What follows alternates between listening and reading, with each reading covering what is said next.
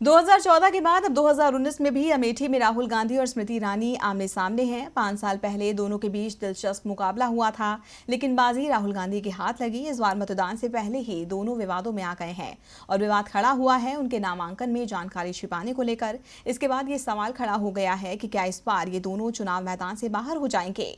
1980 के बाद से ही अमेठी ने गांधी परिवार को कभी निराश नहीं किया। इस परिवार का जो सदस्य कांग्रेस के सिंबल से चुनाव लड़ा, अमेठी वासियों ने उसे अपने सिलांखों पर बैठाया। राहुल गांधी ने 2004, 2009 और 2014 में अमेठी से संसदीय चुनाव लड़ा और हर बार जीत हासिल की। तीनों ही बार राहुल को चुनाव जीतने में कोई दिक्कत नहीं आई, लेकिन इस बार कांग्रेस कैंप में कुछ चिंता दिख रही है। चिंता राहुल की जीत को लेकर नहीं, बल्कि उनके नामांकन को लेकर है, क्योंकि पहली बार राहुल गांधी के नामांकन पर ही सवाल खड़े कर दिए गए। नामांकन पर सवाल सिर्फ राहुल गांधी के सामने नहीं, बल्कि बीजेपी की स्मृति ईरानी की उम्मीदवारी पर भी उठाए जा रहे हैं। बताया जा रहा है कि स्मृति के नामांकन पर आई आपत्तियां खारिज कर दी गई है।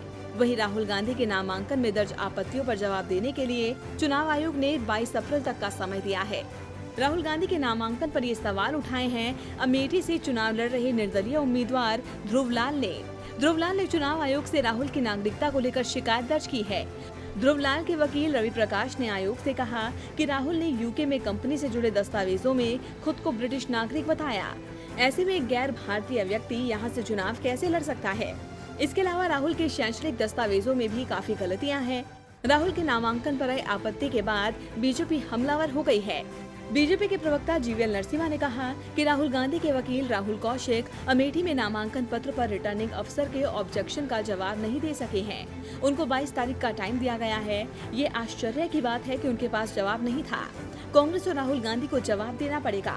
जीवीएल ने कहा कि राहुल गांधी की नागरिकता को लेकर सबसे पहला सवाल है कि क्या राहुल गांधी भारत के नागरिक हैं कि नहीं, क्योंकि 2004 के डिक्लेरेशन में राहुल ने कहा था कि एक ब्रिटिश कंपनी में उन्होंने निवेश किया था और 2005 में ब्रिटेन के सामने जो डॉक्यूमेंट दिए गए थे उसमें राहुल गांधी को ब्रिटिश सिटीजन दिखाया गया था।